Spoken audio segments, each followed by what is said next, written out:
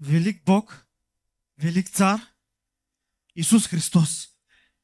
Когато заговарям за Него, пулсът ми се вдига. Когато говоря за Неговото име, ставам различен. Присъствието на Бог е тук. Вярваш ли го? От тази страна не ме разбраха. Вярваш ли го? Амин. В Матея, 3 глава на Матей, 11 стихче, се казва следното.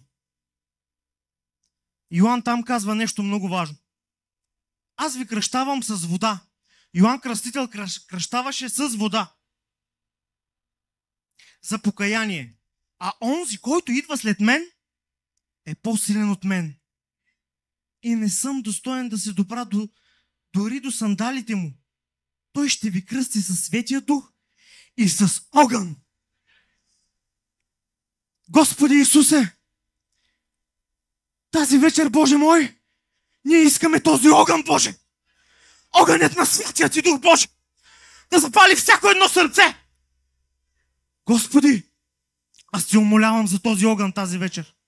Да дойде в всяко едно сърце огън. Исусе, Ти бъди, Ти остани с нас. Амин. И тази вечер моята тема ще бъде огън. Искам да го изповядаш тази вечер. Кажи огън. Кажи огън. Можете да седнете. Амин. Този огън да бъде в нас, в сърцата ни. Огънят на Святия Дух. Отново ще се върна в този стих. В Матея, 3 глава, 11 стихче, се казва: аз ви кръщавам с вода за покаяние, а онзи, който идва след мен, е по-силен от мен. Исус Христос е най-силният, няма подобен на Него. И не съм казал достоен да се допра дори до сандалите му. Днес ти достоен ли си да се допреш до Исус Христос? Йоан казва, че не съм достоен да се допра до сандалите му. Той ще ви кръсти със Святия Дух и с огън. Тази вечер съм дошъл тук, за да ви говоря за този огън. Огънят на Святия Дух. Огънят, който е в нас. Тази вечер разпален ли си от огънят на Святия Дух? Разпален ли си тази вечер? Огънят, който идва от към теб, нека да те разпали тази вечер. Те гориш ли, Господа? Гориш ли за Господа? Или си днес твърде хладък? Хладък ли си днес за Господа? Бог казва, не бъди хладък, защото ще те отхвърля от присъствието си. Не бъди хладък. Нито студен искам да съм, нито хладък, но да горя днес за Господа. Днес намирам ли в ежедневието си време за Господа? Мога ли да намеря днес време за Господа? Как ще горя днес за Господа? Като се оправдавам? Един ли час нямам за Господа? Толкова ли нямам за Господа днес? Да падна на колене и да кажа, Господи, днес аз искам да дам този час за Тебе. Толкова ли много искаш, Господи? Един час да се отделя и да бъда в Твоето присъствие. Толкова ли много искаш? Ежедневието ме залива днес. Проблемите няма да свършат днес. Грижите няма да свършат днес. Работата няма да свърши днес. Но днес искам този огън, който иде от Господа, да ме разпали, да говоря за Него, да бъда в Неговото присъствие. В присъствието на Исус Христос, когато съм, аз няма да бъда хладък, но ще горя за Него и ще разказвам за Неговите велики дела. Днес говориш ли за Неговите велики дела? Разказваш ли на света кой е този Бог, който те измъкна от тъмнината, който те приведе днес в светлина? Светлината да бъде върху вас. Гориш ли? Огнен ли си? Или просто си играеш на християнин? Играеш ли си днес? Играеш ли си днес с огъня? Внимавай, огънят може да те опари. Огънят има две страни и никога една. И затова следващия стих в Деяния на апостолите, 2 глава, 2 стихче. Там се обяснява нещо, което е станало в тази църква. Те чакаха Господа. Молеха се, пребъдваха апостолите. И там се казва, и внезапно стана шум от небето, като в учене. И силен вятър изпълни цялата къща, където седяха. И им се явиха езици като огнени, които се разделяха и застана по един над всеки от тях. И те всички се изпълниха със Святия Дух и почнаха да говорят на други езици, според както Духът им даваше способност да говорят.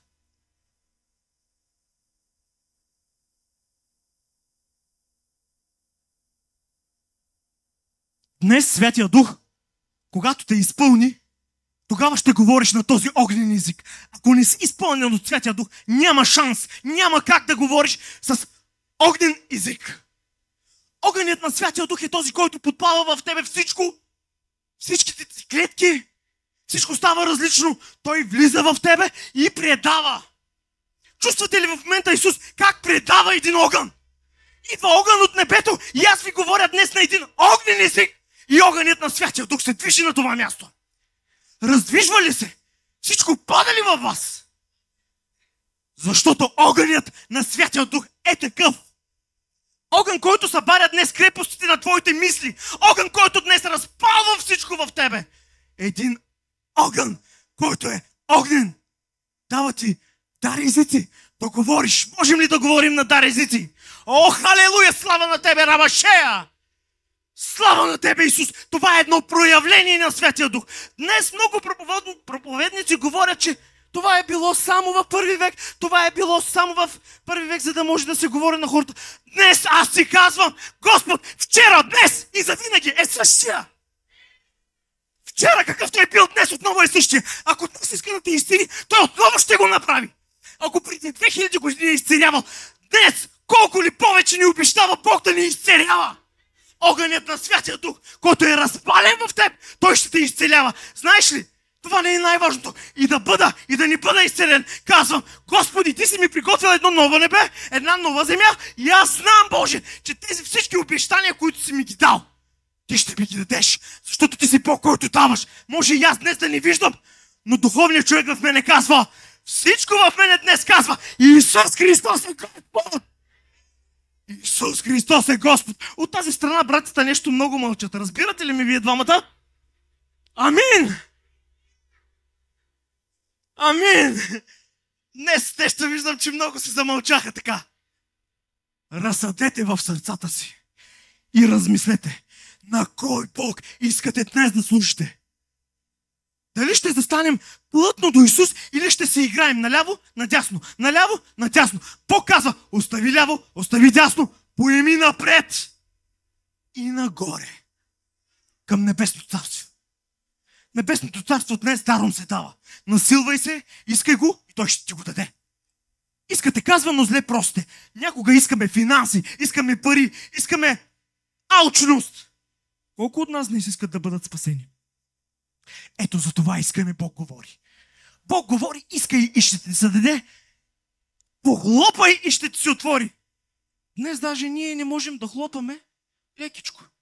Ти знаеш какво е да хлопаш? Да дойда на тази врата и да започвам да я удрям.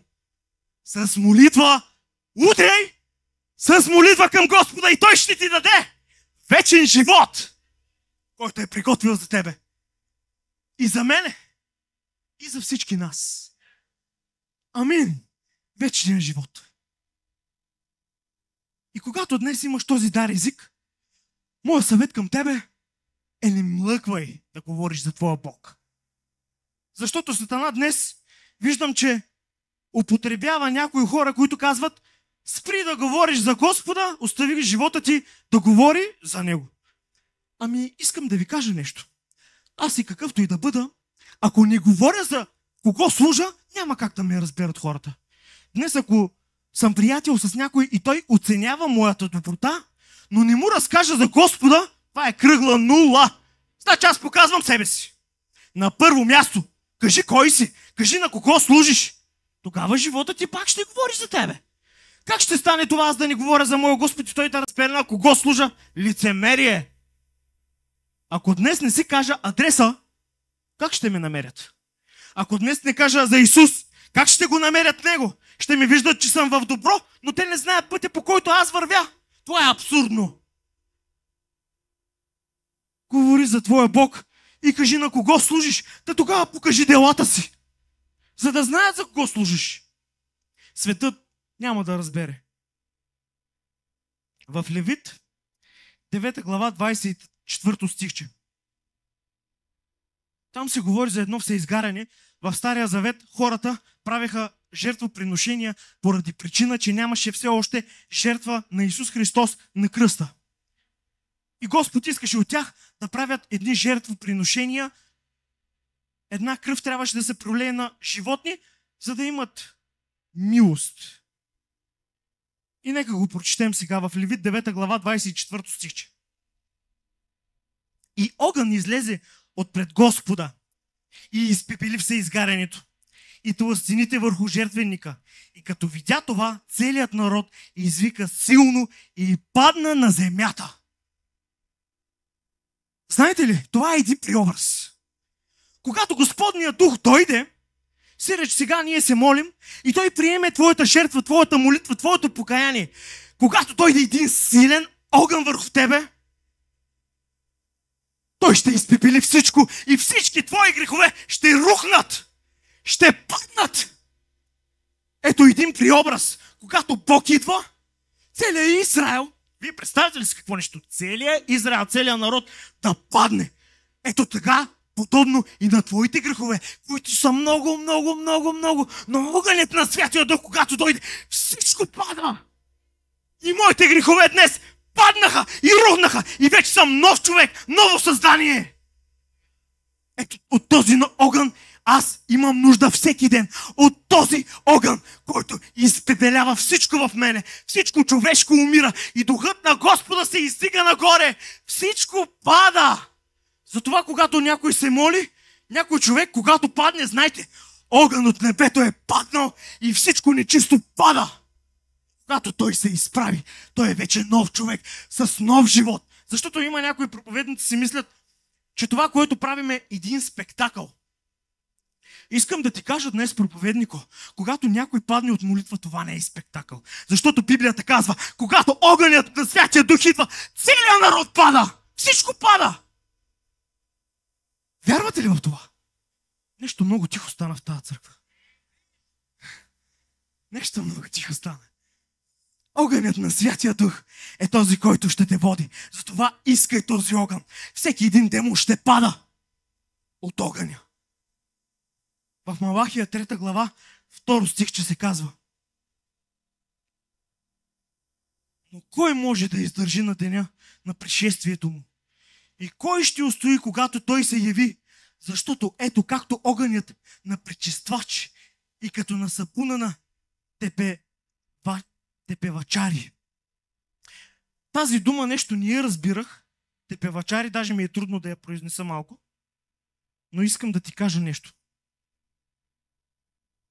Тази дума тепевачари означава все едно аз да си взема сега мръсните дрехи и да отида в някое перално помещение, където имат силни химически перилни препарати и да ми я изперат. Ако днес съм се изцапал бялата дреха и не мога да изкарам онова, което е на нея, отивам при такъв човек. И вижте, Библията дава един пример с такъв човек, който използва тези силни препарати. Ако днес ти си съгрешил и си отцапал твоята бяла дреха, Исус Христос днес ти казва: дойди при мене и аз с един силен огън ще пречистя твоята дреха. Дрехата ти ще блесне. Тези тънки не са много бели, знаете ли? Бог ще те направи още по-бял. Просто ви давам един пример за бяло. Това бяло е твърде малко бяло. Онова бяло нищо не може да се сравни с него. Даже на брат ми Петю тениската не може да се сравни с него. Слава да бъде на Господа! Някой може ли да се сравни с този Бог? Няма такъв. Няма такъв, който може да се сравни с моя Бог. Моя Господ Исус Христос. В Римляни 12 глава, 1 стих, че се казва: и тъй, моля ви, братя, поради Божиите милости да представите телата си в жертва жива, света, благоугодна на Бога, като ваше духовно служение. И сега този те певач е изправил моите дрехи. Сиреч Исус Христос изправил моите дрехи. Вече съм изпран, нали? И този стих казва, с телата си сега да прославяме Бога. След като ти днес си вече изпран, прослави своя Бог. Прослави го. Как ще го прославиш днес? Вече си изпран. Не ти трябва да те певач, нали? Изпран ли си? Колко от вас са изпрани? Я. Алелуя, тук ли сме? Амин, даже и малките са изпрани. Благодаря на Господа за това. Изпран си вече. Светът не ти трябва.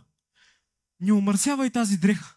Тази изпрана дреха, която Исус Христос ти е дал, не я омърсявай.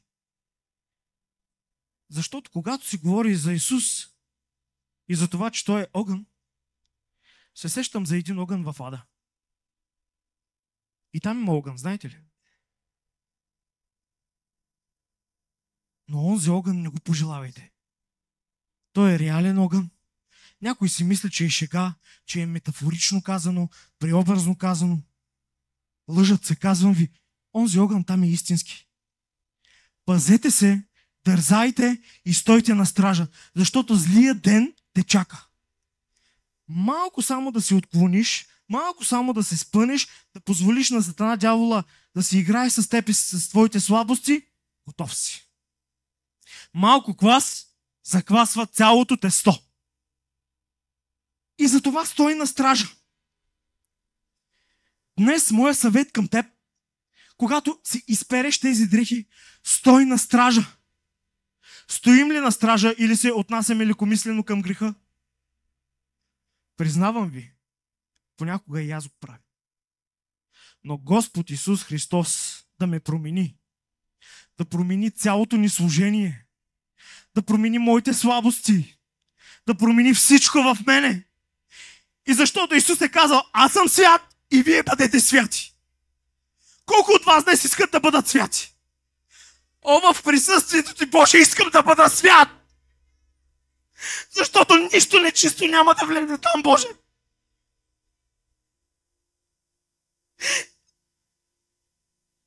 Изпълни ли, Боже?